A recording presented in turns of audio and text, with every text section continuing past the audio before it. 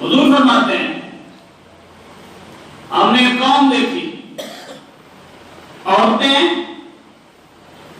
ننگے بدن ہیں، لباس ان کے اوپر نہیں ہے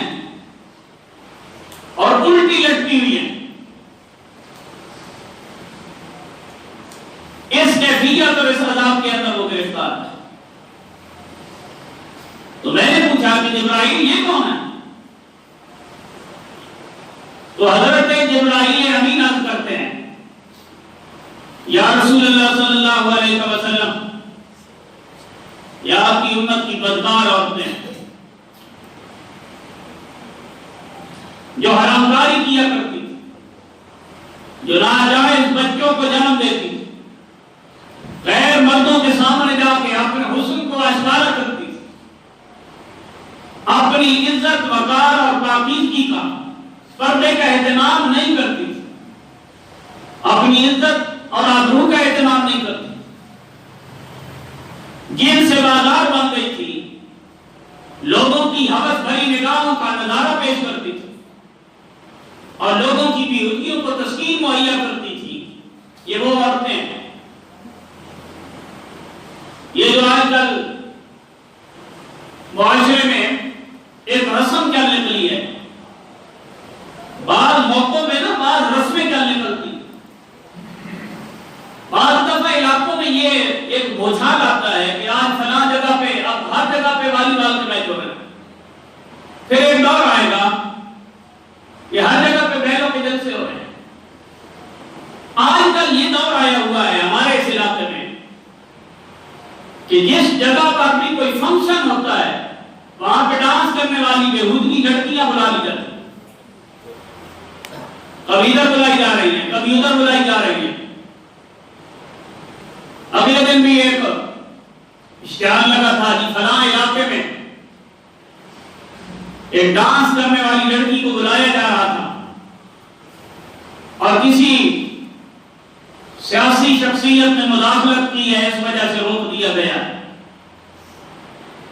میں نے کہا چلو اتنا تو پتہ چل گیا کہ اگر سیاسی بندہ مداخلت کرے تو برائی روک سکتی ہے۔ اس بات سے اتنی تو یقینی ہو گئی ہے یہ بات کہ اگر کوئی صاحب اقتدار آدمی یہ ارادہ کر لے کہ میں نے برائی کو روکنا ہے تو برائی روک سکتی ہے۔ ورنہ آپ کو یاد ہوگا کہ اسی طرح کی ایک بےہودہ محفل کے بارے میں اسی سٹیج سے میں نے آواز اٹھائی تو بعض بندوں کو بڑا برا لگا،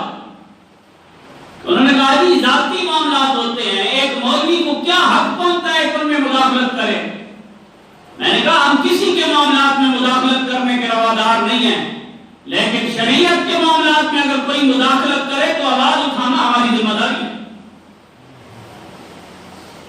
کیونکہ اس طرح معاشرے میں برائی پھیلتی ہے۔ جب سیاح بےہودہ رسمیں عام کر دی جائیں تو پھر معاشرے میں گند پھیلتا ہے۔ اور ان کے بارے میں اللہ کریم فرماتے ہیں ان الذين يحبون ان تشيع الفاحشة في الذين آمنوا لهم عذاب أليم۔ یہ جو اس قسم کی محفلیں سجاتے ہیں نا معاشرے میں، کبھی ادھر سے ڈانسر بلا لی، کبھی ادھر سے ڈانسر بلا لی، اور وہ نوجوان جن کو شاید زندگی میں قرآن کی طرف تو شغف نہ بڑھے اور ہماری دینی محافل میں آنے کا موقع نہ ملے، مگر ایسی محافلوں کو رونق دیتے ہیں، خود بھی برباد ہوتے ہیں، اپنا پیسہ بھی برباد کرتے ہیں، اپنی صحت بھی برباد کرتے ہیں، اپنا اخلاق بھی برباد کرتے ہیں اور اپنے خاندان کی عزت اور وقار بھی برباد کرتے ہیں۔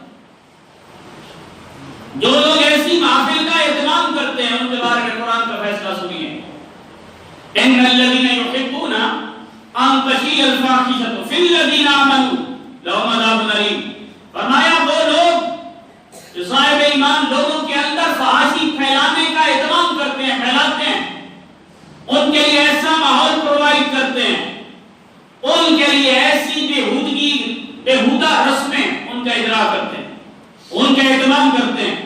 جن تک لوگوں کی رسائی آسان ہو جائے۔ فرمایا ایسے لوگوں کے لیے اللہ کریم نے دردناک عذاب تیار کر کے رکھا ہے۔